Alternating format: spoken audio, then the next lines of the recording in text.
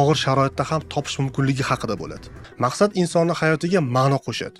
U ertalabdan nima uchun uyg'onishni, nafas olganda esa havoni nima uchun uvol qilmay turganligiga asos bo'ladi. Maqsadsiz faqat yosh bolalar yashashi mumkin. Ulg'aygan insonning esa bu masalada aniq chegaralari bor. Busiz inson shunchaki yo'qolib qolgan inson hisoblanadi va uning fikri sog'lom jamiyatda hisobga olinmaydi. Maqsad insonni o'zgartiradi. Kuchli va haqiqatdan ham ma'noli bo'lgan maqsad insonni ruhiy va jismoniy harbiy holatga olib keladi. U kurashishga tayyor, nafaqat aqliy, balki hattoki hujayralar darajasida. Men sizlarga bugun bir odam haqida gapirib bermoqchiman. U odamning yoshligi Birinchi jahon urushiga to'g'ri keladi va uni yoshligi qashshoqlikda o'tadi. Ikkinchi jahon urushi paytida esa butun oilasi bilan nemis o'lim lageriga tushib qoladi. Otasi kasallikdan vafot etadi. Onasi, akasi va xotini esa o'lim lagerida o'ldiriladi. Bu inson butun oilasi ichida bitta o'zi tirik qoladi. U haqiqatdan ham g'ayri insoniy sharoitlarni boshdan kechiradi.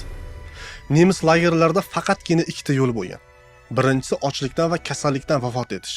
Ikkinchisi esa gaz kameralarida o'lim topish.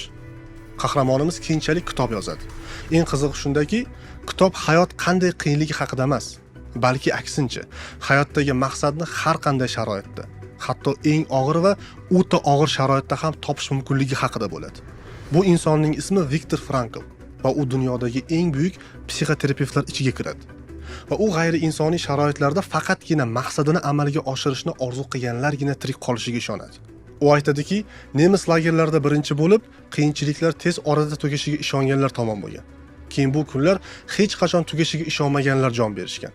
Tirik qolganlar esa hech qanday kutuvlarsiz, nimadir sodir bo'lishini o'ylamasdan o'z ishi bilan band bo'lgan insonlar bo'lgan. Biz bu gaplardan shuni tushunishimiz kerakki, atrof muhit qanday bo'lgan taqdirda ham haqiqatdan ahamiyatga ega bo'lgan narsa bu biz ta'sir o'tkaza oladigan doiradir.